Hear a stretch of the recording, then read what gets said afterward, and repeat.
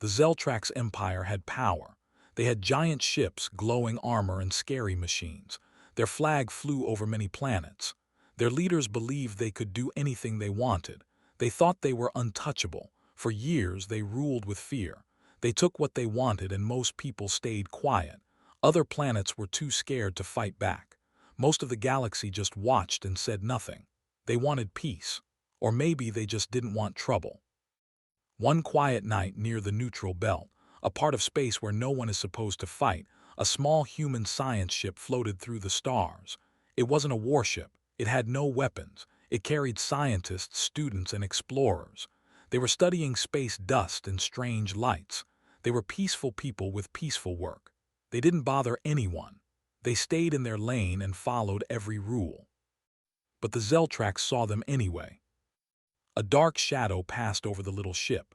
The crew looked up and saw a massive battle cruiser. It wasn't just big, it was terrifying. It looked like a metal mountain floating in space. The humans sent a signal. "We are a peaceful science crew," they said. "We are in neutral space. Please confirm your identity." But there was no answer. The Zeltrax did not reply. They simply waited. Then, without warning, bright lights flashed. A beam shot through the ship. Not to destroy it, but to pull 10 people away. It was fast, too fast. The humans didn't have time to scream. In seconds, 10 of their people were gone. Their names were never announced. No reasons were given. The rest of the crew was left in shock, floating in the dark. They didn't fight. They couldn't. The Zeltrax left just as quickly as they came. Later, the Empire released a short message to the galaxy. It said only 5 words: defensive response. No further comment. The galaxy went quiet. No one knew exactly who had been taken. There were no pictures, no names, no evidence. Some believed it was a warning. Others thought it was just another example of how the Zeltrax worked. They didn't need a reason. They didn't care about rules. They only cared about showing power. They wanted people to be afraid. And it worked for a moment. But Earth was listening. At first, many people didn't believe it. A few news stations talked about it. One anchor asked, "Why would the Empire take scientists?" Another guessed it was a mistake. A few said it didn't matter because it didn't happen on Earth. But slowly the truth began to spread. The crew of the small ship sent out private recordings, messages, data logs, images. They shared the truth of what had happened that night. 10 names, 10 faces, 10 families waiting at home. People started asking questions. Who were they? Where are they now? Why were they taken? No one answered. The Zeltrax said nothing. They didn't even return messages. They thought it didn't matter. They believed Earth would stay quiet like the other worlds, but Earth is different. You see, humans may look small in a big galaxy, but they remember everything, and they don't forget pain. Soon, stories began to come out. A girl cried in her school because her big sister never came home. A mother waited at a spaceport for a son who would never walk through the gate. A young boy asked his father, "Why did the stars take Mommy?" Earth started to feel the weight of it. People got angry, not wild and loud, but quiet and sharp. The kind of anger that burns inside. Still, the Zeltrax didn't care. They had taken people before. No one ever fought back. They thought humans were weak. They thought humans were scared. They thought wrong. In the halls of Earth's great cities, people started to gather, not with signs or shouts, but with questions. Who were the 10? What did they do wrong? Why hasn't the Empire explained anything? Families asked for answers. Leaders sent requests. Earth's ambassadors reached out, but there was no response. Silence from the Empire. That silence grew louder every day. In a hidden room deep under one of Earth's old mountains, a man sat at a desk. He held a photo in his hand. A girl with brown eyes smiled back at him. She had freckles and wore a lab coat. She was one of the missing. She was his daughter. He was not just a father. He was also one of Earth's top engineers, a man who built machines that could turn lights into weapons. He stared at the photo for a long time. Then he stood up. In another city, a woman closed a file. It had only one word stamped on the front: classified. Inside was a message from the Zeltrax, one they thought no one would ever read, but she had read it, Every word, her hands trembled. Her brother had been on that ship. He was quiet and kind. He had never hurt anyone. She was not just his sister. She was also the head of Earth's intelligence circle. She wiped her tears, then she picked up the phone. Across Earth, something was waking up. This wasn't a protest. It wasn't a war. It was something deeper. It was memory. It was love. It was loss. The 10 people who had vanished were more than names. They were family. They were friends. They were teachers, helpers, dreamers. And now they were gone. And Earth doesn't let go. The Zeltrax still believed they were safe. They held meetings in golden rooms. They laughed behind closed doors. One leader said, "Humans have no teeth. They can bark, but they can't bite." Another added, "They'll move on. They always do." They called Earth a young race. They said humans were soft, that they loved too easily, but they didn't understand. Love is not a weakness. Not for humans, it is power. The message spread, from home to home, from city to space station. 10 names, 10 lives, 10 families torn apart. People lit candles. They placed flowers under stars. They painted murals on station walls. A small girl in Lunar City sang a song she wrote about her aunt, the scientist who had vanished. Her voice was quiet, but it reached millions. And far, far away, in the cold halls of the Empire, someone heard that song. It played on a stolen signal, one that snuck through the walls of their golden towers. A young alien girl sat in a training center, learning Earth languages. She had been told humans were weak, but when she heard the song, she didn't feel power. She felt pain, and something inside her began to shake. She wasn't the only one. All across the galaxy, people were listening. Small creatures, big rulers, travelers, merchants, even enemies. They listened. They watched. They remembered. The Zeltrax had meant to erase 10 humans, but instead they lit a fire. And Earth was watching now, not with hate, not with noise, but with steady eyes. The leaders of Earth didn't send warships. Not yet. They didn't shout. They didn't demand. They simply began to prepare, quietly, carefully, silently. They made a promise in secret: this will not be forgotten. And in a small classroom on a peaceful planet near the stars, a boy raised his hand. He asked, "Teacher, will the humans do something?" The teacher paused, then whispered, "Yes, I think they already are." Because something had changed. The galaxy did not know it yet, but Earth had decided. The line had been crossed. The 10 who were taken would not be left behind. There would be no peace until there was justice. No more silence. No more waiting. The Zeltrax had thought no one would care. But they were wrong. The 10 people who were taken by the Zeltrax Empire were not just faces on a screen. They were real people with real stories. Each one had someone who loved them. Each one had dreams, families, and friends waiting for them back on Earth. The first person taken was a young woman named Leela Damas. She was only 22 years old. Leela loved space since she was a child. When she was 6, she used to lie on the grass and stare at the stars for hours. She would whisper, "I'm coming to find you someday." Her dream came true when she became a space researcher. She joined the science ship to study star dust and solar waves. But Leela was more than a scientist. She was a daughter. Her father, Kale Damas, was one of Earth's top engineers. He helped build Earth's jump gate system, the machines that allowed people to travel far across space. He was proud of Leela. He kept her drawings from when she was little. She used to draw rockets with hearts on them. She believed space was beautiful, and she wanted to learn more about it, not to fight, but to explore. When Kale heard that Leela had been taken, he didn't speak for 3 days. He sat in his office, staring at the stars through a large glass window. On the 4th day, he opened a box Leela gave him before she left. Inside was a letter. She had written, "I'm doing this for the future. I love you, Dad." Kale read those words again and again. He knew what he had to do. The second person was a boy named Jin. He was only 16. He wasn't supposed to be on the science ship. He was just visiting for a special school program.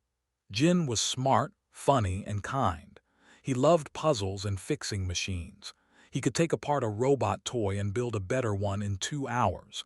His teachers said he had a gift. But Jin was more than a student. He was the younger brother of Admiral Senka, leader of Earth's Eastern Fleet. She was strong and brave, known for her sharp mind in battle. But when she learned Jin was gone, something in her heart broke. She wasn't just a fighter, she was a sister. Jin had made her a drawing before he left. It showed her standing in front of a spaceship with a speech bubble saying, "I'll keep everyone safe." Now she had failed to protect the one person she cared about the most. Admiral Senka didn't show her tears, but she stopped smiling. Her voice grew quieter, colder. Her officers noticed. Her ships flew in silence. Everyone knew something had changed. The third was Elias Gran. He was 35 and worked as a systems analyst. Elias loved numbers. He saw patterns in everything: stars, lights, even music. People teased him for being too quiet, but those who knew him said he had the kindest heart. He once stayed up all night fixing a broken navigation tool just so a crew wouldn't be late returning home for the holidays. Elias had a husband, Theo, who waited every night by the comms panel for his call. They used to talk for hours. Elias would tell him about the way light moved across Saturn's rings or how solar winds sang like whispers in the dark. When Theo learned what happened, he called every news station, every agency. "Don't let them forget Elias," he said. "He is worth remembering." The fourth was Tara Mendez. She was a nurse on the ship, trained to help in medical emergencies. Tara had red curls, freckles, and a voice like a lullaby. She always carried candy in her pockets for nervous crew members. Once, she stayed behind during a solar flare to make sure a sick passenger got back into stasis safely. She didn't think twice. She always helped first and asked questions later. Tara had a twin sister, Mari. They were so close that sometimes they didn't even need words to talk. Mari ran a rescue shelter for animals on Earth. When she heard Tara had been taken, she shut her doors for a full week. She sat in the corner of her clinic, hugging a small dog that Tara had rescued as a puppy. "I can't save her," Mari whispered. "I don't know how to save her." The fifth was Professor Hema Zhao. She taught deep space biology and was on board to collect samples from asteroids. Hema was a quiet woman in her late 50s, with silver hair and wise eyes. Students loved her because she made hard ideas sound simple. She used to say, "Everything in space has a reason. Even the smallest rock has a story." Hema had no children of her own, but she treated her students like family. When she was taken, her class made a video of messages for her. One student cried and said, "She believed in me when I didn't believe in myself." The video spread across Earth. Strangers watched it and cried too. They saw how one life could touch so many. The sixth was Arlo Kent, a mechanic from the lower decks. Arlo wasn't fancy. He wore dirty coveralls and had grease on his face most of the time. But Arlo had hands like magic. He could fix anything. And he did it with a smile. He used to sing songs while fixing engines, old Earth songs about hope and home. Arlo had a wife named Dana and a baby girl named Nova. He used to send them bedtime messages every night. His last message was short: "Tell Nova Daddy loves her all the way to the stars." After he vanished, Dana played that message every night before bed. Nova, too young to understand, would press her hand to the screen and whisper, "Come home soon." The seventh was Davi Osai, a poet and language expert. Davi joined the science crew to study alien languages. He believed that words could solve wars. He had a smile that lit up rooms and a voice that made people stop and listen. He often said, "If we learn how to speak, we learn how to live." Davi's partner, Selene, was a music teacher. They had planned a concert for when Davi returned. "Songs for the Stars," they had called it. After the news came, Selene canceled everything. She sat at her piano and wrote a song with no words. When she played it, the room filled with sorrow and beauty. The song reached millions. People who never knew Davi cried. They understood something had been lost. The eighth was Imani Wells, a teenager from the Earth Youth Program. Imani had won a scholarship to spend 1 month aboard the science ship. She wanted to be an astronaut. She loved drawing planets and writing stories about alien friends. She kept a small notebook where she wrote, "One day, I'll hug a star." Her mother, Asha, was a school teacher. When a Manny disappeared, Asha couldn't keep teaching. She spent her days writing letters to governments, to news stations, to anyone who would listen. Her letters always ended the same way.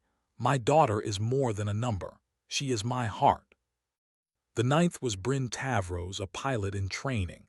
Bryn had wild hair, loud laughter, and a mind full of questions. He once asked his teacher, "Why do stars shine?" When told it was science, he replied, "No, I think they shine because someone's watching." He believed in wonder. He believed in light. Bryn's older brother, Cyrus, was a pilot for Earth's defense ships. He had taught Bryn to fly using old video games. They had promised to fly together someday. After Bryn was taken, Cyrus didn't play games anymore. He trained harder. He flew longer. His friends said he never smiled again. He kept Bryn's flight badge in his locker. The 10th and final person was Sophie Lynn, a chef aboard the ship. Sophie made food taste like home. Her meals brought comfort, laughter, and sometimes happy tears.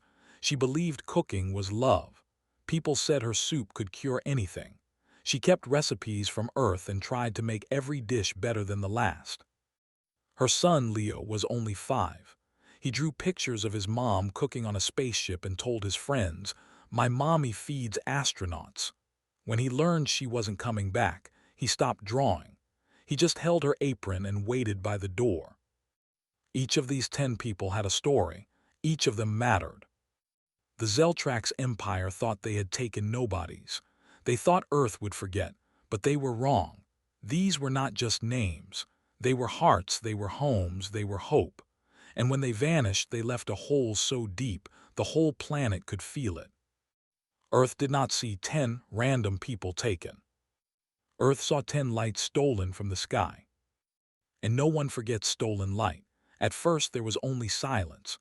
The world did not roar with anger or rise with fire. Earth stayed calm. There were no armies in the sky or threats in the air. People wept quietly. They held photos, watched old videos, and whispered names that once filled homes with laughter. But deep inside their hearts, something began to shift. The pain became a purpose. The sadness turned into strength. Earth was not going to let this go. Not this time. In secret places, small groups of people began to meet. They came from many different walks of life: engineers, pilots, teachers, and thinkers. Most were not soldiers. Most had never seen war, but they had something greater than weapons. They had a reason. Each one had lost someone. Each one had a scar. Their work was not loud. It was not wild or messy. It was slow, careful, and exact. Every move had a reason. Every step was planned. The first sign was easy to miss. A large cargo ship belonging to the Zeltrax Empire simply disappeared. It was not destroyed. It didn't crash. It didn't leave debris behind. It vanished as if the stars had swallowed it. This ship had carried supplies to a nearby outpost. It had been used often and never once had a problem. On the day it vanished, everything had seemed normal. There were no warnings, no strange signals. One moment it was there, and the next it was. The Empire noticed, but they weren't afraid. They called it a mistake.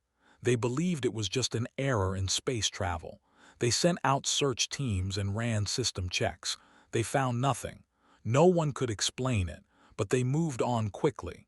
They had no reason to worry, yet. Days passed, then something else happened. A listening station went dark. This was not a common station. It sat near the edge of Zeltrax territory.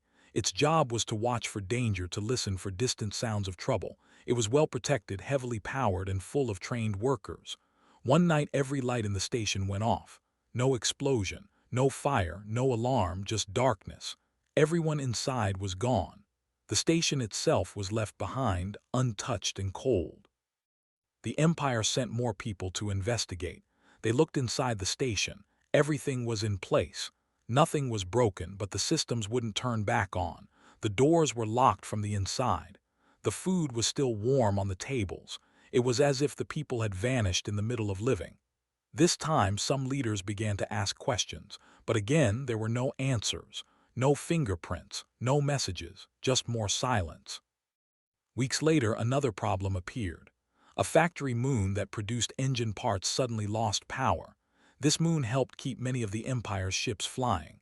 Thousands of workers lived and worked there.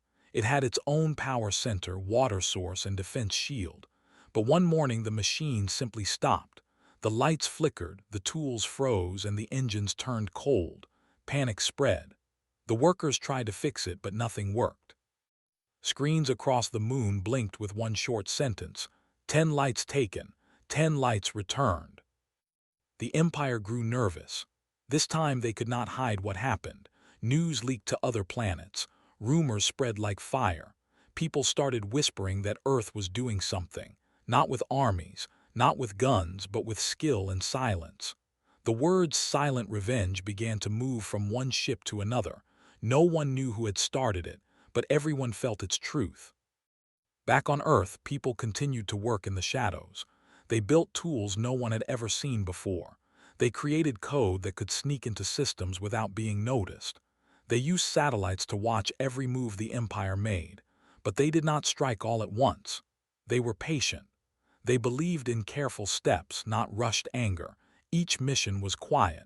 Each success was shared only among those who needed to know. More small things began to happen. A supply route was rerouted without warning. A ship's map changed mid-flight. A command center received a box filled with personal items from a lost crew member, items no one outside the ship should have known about. A mining operation failed after its machines suddenly broke down.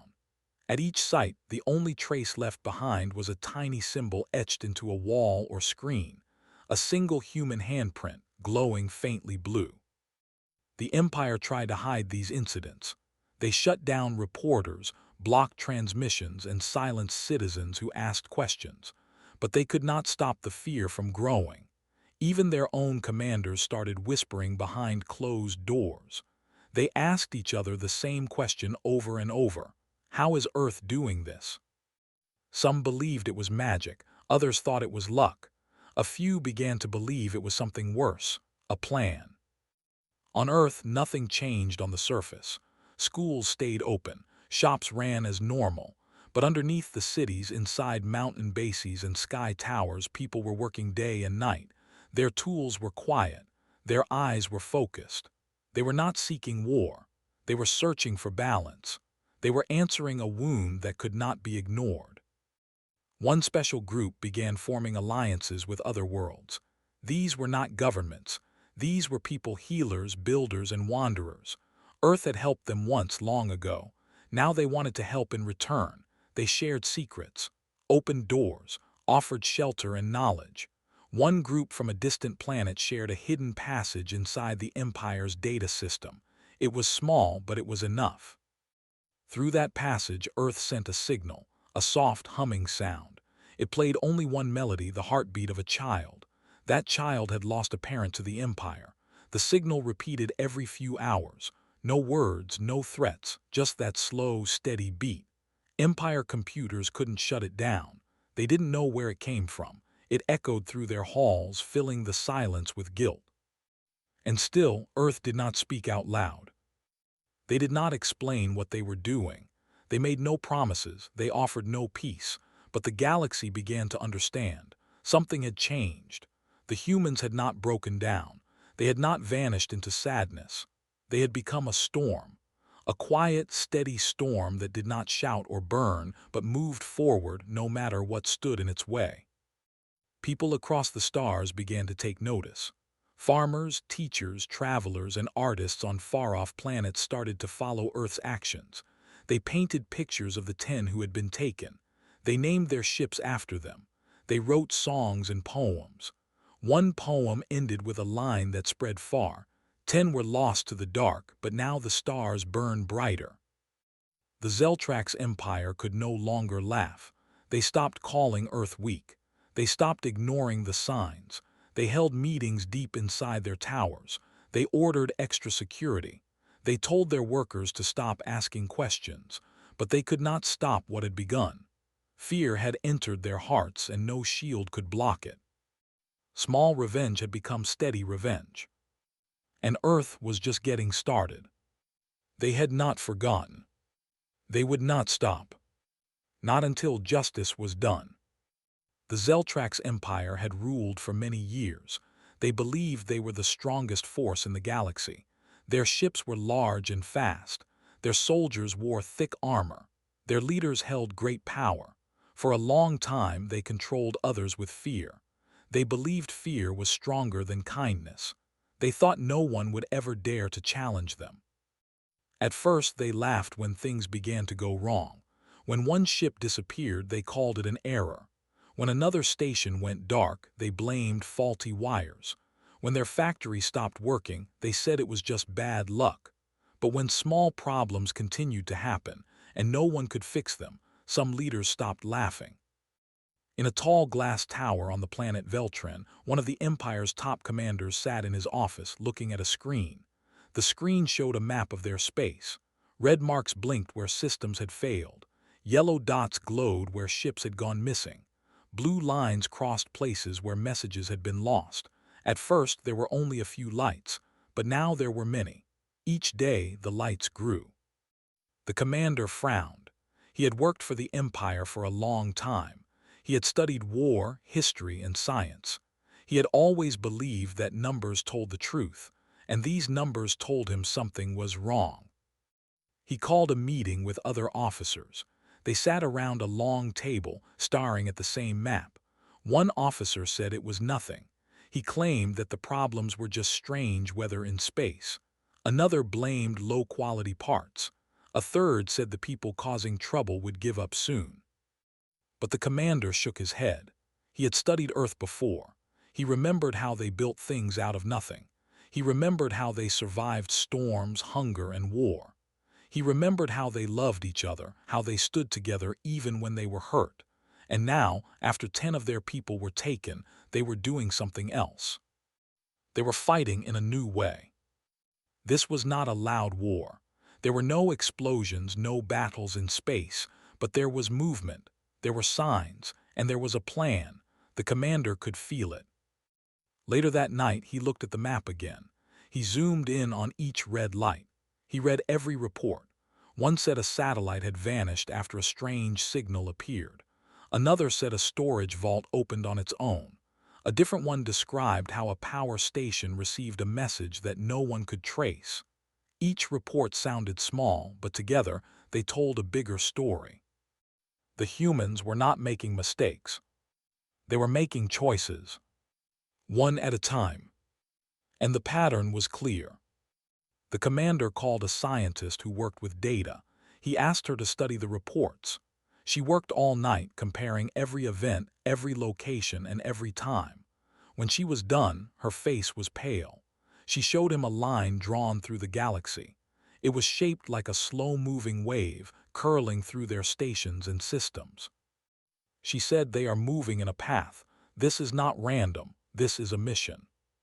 He nodded. He had feared this truth. The humans were striking carefully. They did not destroy, they damaged, they delayed, they confused. They were not trying to win a battle. They were trying to break something deeper: trust, order, control. The commander wrote a report and sent it to the High Council. The leaders at the top of the Empire needed to understand. This was not just a series of bad days. This was a sign of something bigger. But the council did not want to listen. They told him to stop worrying. They said the humans could never match the Empire's power. They called him weak for being afraid. They reminded him that humans were small, their ships were old, and their numbers were few. Still, the commander kept watching. He asked his team to scan every corner of their space. He looked for strange signals, ghost ships, and broken machines. Each day, he found more. One station had its maps replaced with drawings of Earth's oceans. One ship's speaker played a soft human song for an hour before shutting down. Another ship opened its cargo doors in space and lost all its supplies. No one knew how. The humans were not using fire. They were using knowledge. They were taking things apart without even being seen. And people began to notice. Empire workers grew nervous. They started whispering about the unseen hand. Some believed the humans had new powers. Others thought they had help from ghosts. No one could understand how Earth was doing it, but everyone felt something changing. One worker said, I woke up and my system was in another language. All the buttons spoke Earth words. I couldn't turn them off. Another said, my ship flew in circles for 2 hours. When we finally landed, there were 10 flowers placed on the bridge. No one saw who did it. Even the soldiers grew uneasy. They trained harder. They checked their rooms for hidden tools. They double-locked doors and watched their backs, but nothing helped. The quiet problems kept growing.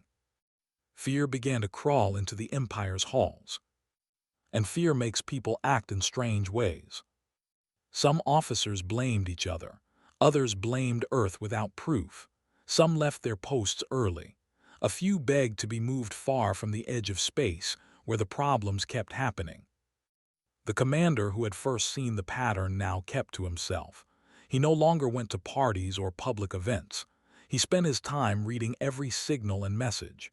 He looked at each code sent through space. He checked every ship's route, and always he saw the same signs. The humans were not loud. They were not messy. They were precise.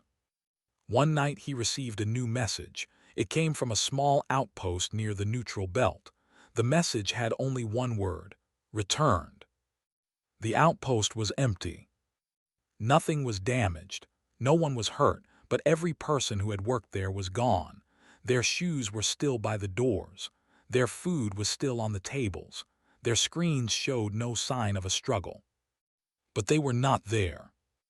The Empire sent ships to search. They found nothing. It was as if the humans had gently lifted the workers out of the world and vanished into space. The commander added this to his report. He sent it again to the council. Again, they refused to believe. But this time, one leader paid attention. She was older than the others. She had watched Earth rise from a simple world to a star-traveling people. She remembered how humans had survived the great virus, the long wars, and the cold winters of their early space days. She read the report. She did not laugh. She did not speak. She only nodded. Because she understood something the others did not. She understood that humans do not forget. They do not let pain sit alone. They move with it. They build with it. And when the time is right, they strike, not with anger but with purpose. Inside her private office, she opened an old file. It held a record of the 10 who were taken. She looked at their names. She looked at their pictures. She whispered each name out loud. And as she did, she felt something stir deep inside her heart. Maybe, she thought, they were not strangers. Maybe the 10 were family to someone. Maybe Earth was not fighting for power. Maybe Earth was fighting for love. And love, she knew, was the most dangerous force of all. While the Zeltrax Empire grew worried, Earth stayed quiet. There were no loud speeches, no public shows of strength. News on Earth talked about peace and patience, but behind the scenes, something very different was happening. In secret places deep under cities, inside mountain bases, and high above in space towers, people were meeting. These meetings were small. There were no flags, no cameras, and no bright lights. The people who came wore simple clothes. They did not come to be seen. They came to make a plan. These were not only soldiers. They were parents, engineers, scientists, doctors, and pilots. Some had lost family to the Empire. Others had lost friends. Many had lost trust. They knew the old ways would not work. They knew the enemy was strong, but Earth had something the Empire did not: purpose. Earth had pain, but it also had memory. The names of the 10 taken still echoed in every heart. That pain became the seed of something powerful. They did not want war. They wanted justice. The first step of the plan was silence. Earth had learned something important. If you shout, your enemy hears you. If you move quietly, they do not know where you are. Silence became the shield. The people leading the plan knew that the Empire expected anger, noise, and chaos. They gave the Empire none of those things. Instead, they gave them confusion. One by one, Earth's leaders disappeared from public view. One by one, their names stopped appearing in news feeds. But they were not gone. They were gathering. In one deep room beneath the Atlantic Ocean, 12 leaders sat at a stone table. They did not argue. They did not yell. They spoke softly, one at a time. In the center of the table was a glass box. Inside were 10 stars, tiny lights that glowed with soft blue color. Each light stood for one of the 10 who had been taken. The room stayed quiet as each leader placed a hand over the glass. They had no written rules. They had no promises, but they all understood the same thing. What was coming next would not be about anger. It would be about precision. The second step of the plan was learning. Earth began gathering every piece of information it could find. They studied old reports. They tracked every ship. They watched every signal. They hired thousands of data workers who could read signals faster than any computer. These workers didn't sleep much. They sat at long desks with glowing screens, their eyes sharp and focused. They found paths in the stars that others missed. They found cracks in the Empire's walls. They also listened. Small groups were sent to distant planets. These people had no weapons. They carried books, food, and healing kits. They helped people rebuild. They asked questions but never pushed. They wrote down what they saw.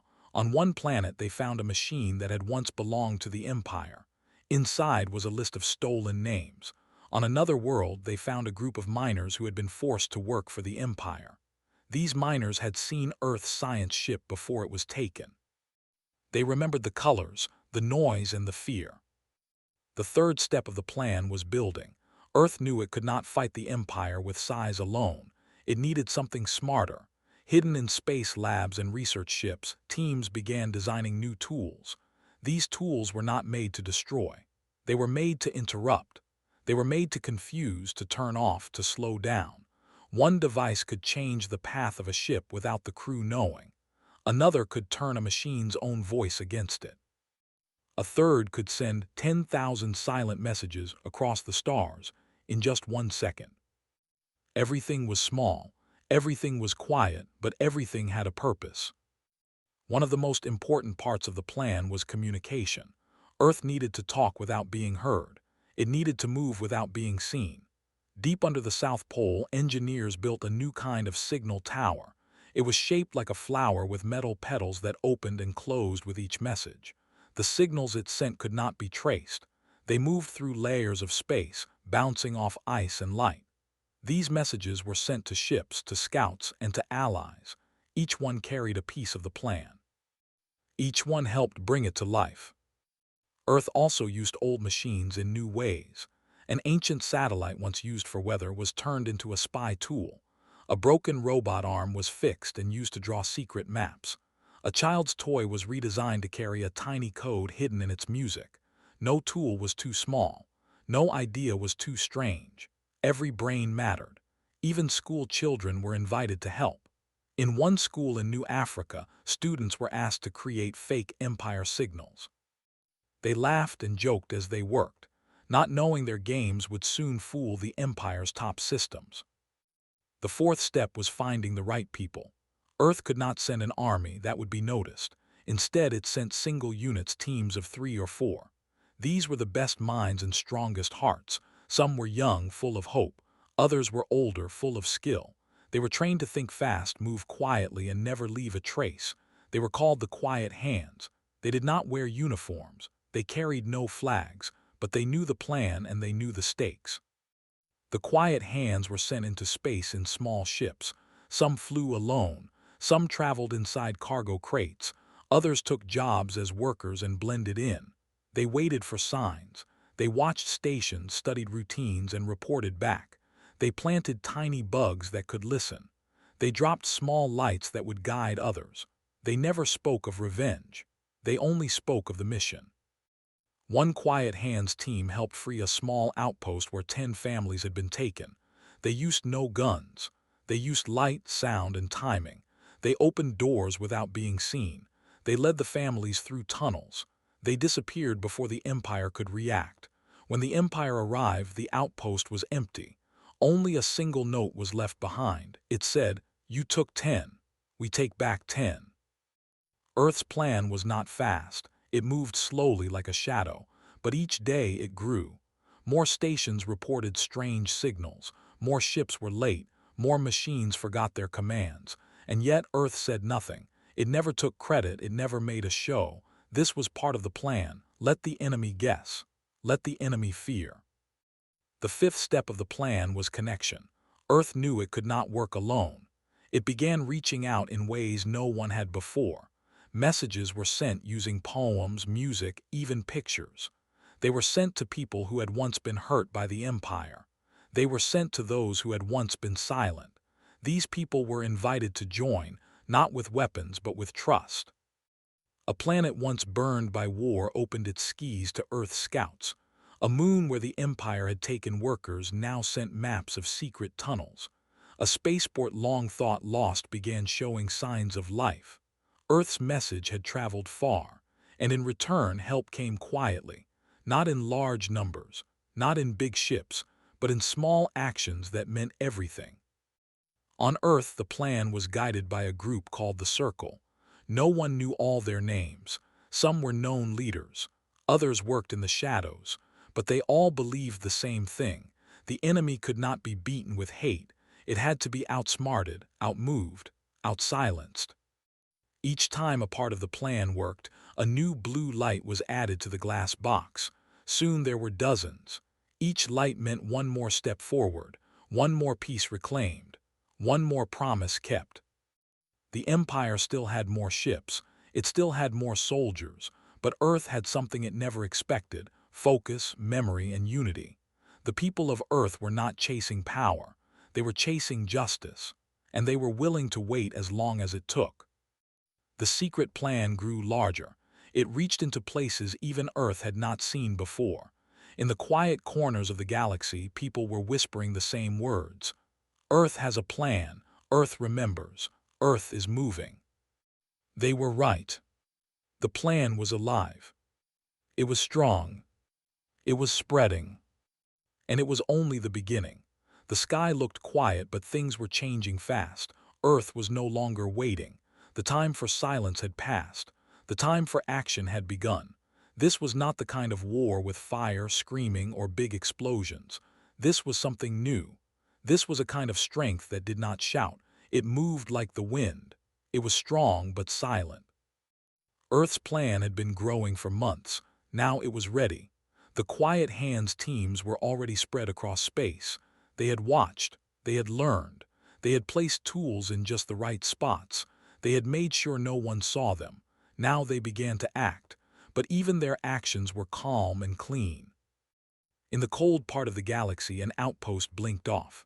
One moment it was working, lights on, people talking, systems open. Then it was gone, no blast, no mess, just dark. The Empire sent ships to check. When they arrived, the doors were locked from the inside. All the workers were safe but gone. All machines were untouched. One word was scratched onto the glass of the main window: returned. Another outpost far away lost all power in the middle of the night. It was a place that tracked space traffic. Every ship passed through its scanners, but now the scanners were blank. Workers pushed buttons. Nothing worked. The computers were cold. A small paper was found taped to one screen. It had 10 stars drawn in blue ink. Nothing else. On a factory moon, engines stopped working at the same time. The workers shouted in panic.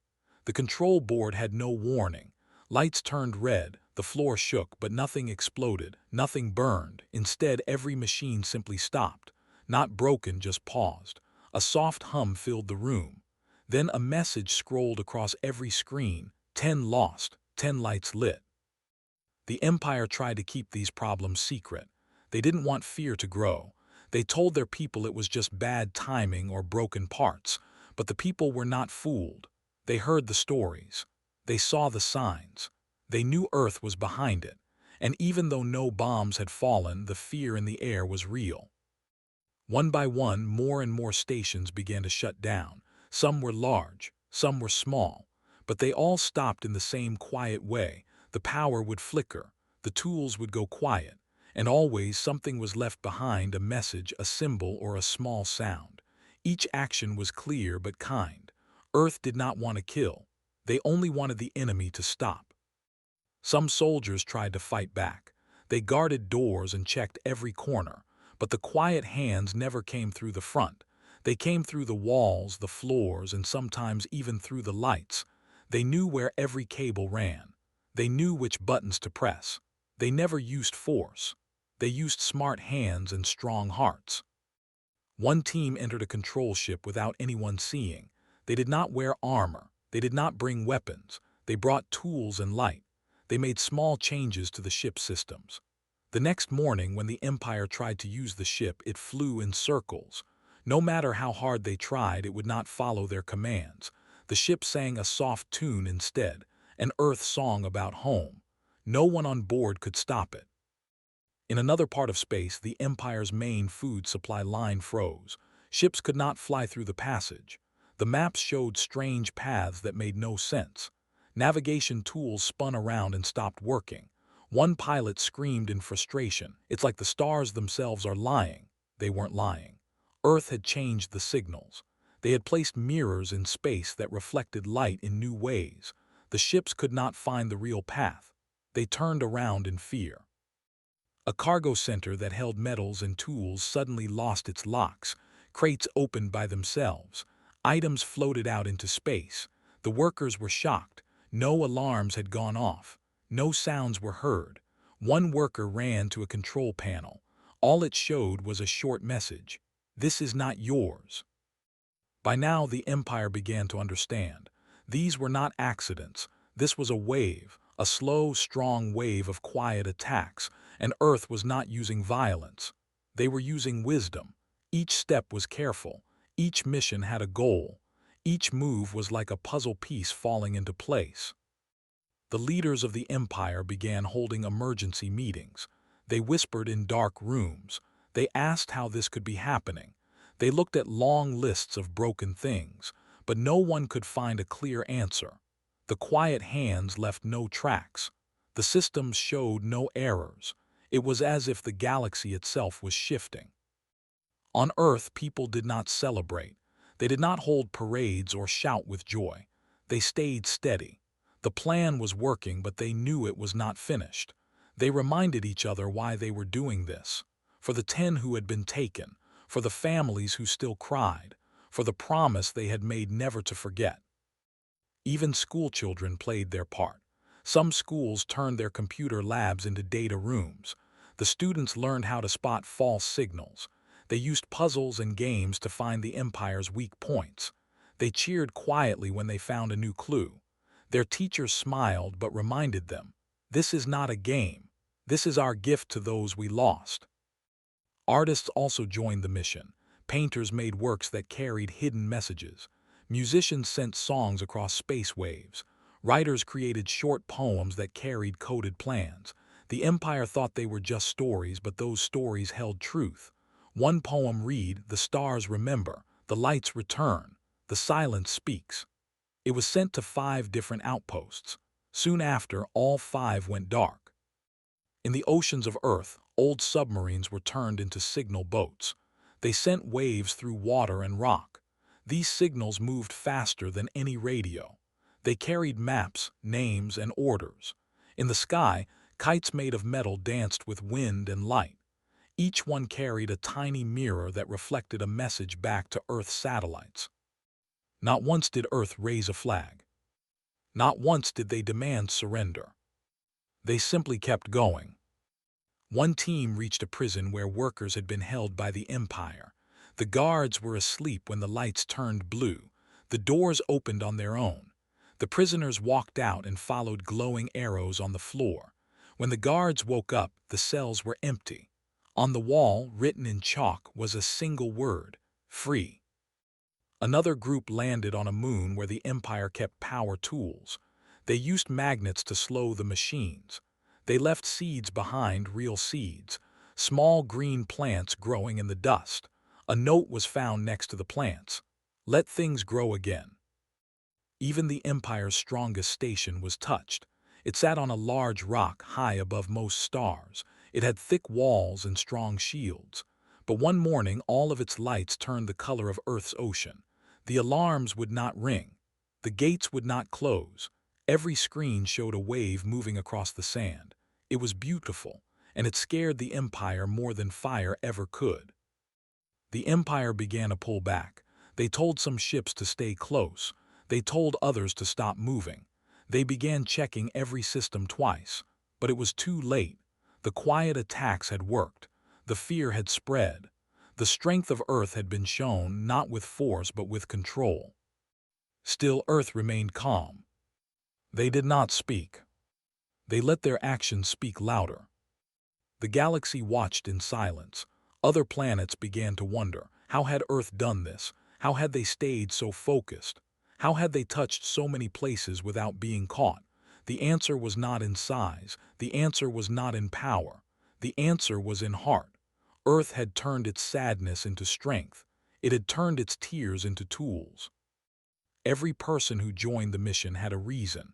Some had lost family. Others had seen what the Empire did. All had chosen to help not out of hate, but out of love. Love for the 10. Love for truth. Love for the right to be free. The strong and quiet attacks continued. More ships were slowed. More stations were turned off. More codes were changed. But Earth never bragged. Earth never showed off. They kept moving forward one quiet step at a time. They had promised the galaxy that they would never forget. And now, the galaxy was starting to remember too.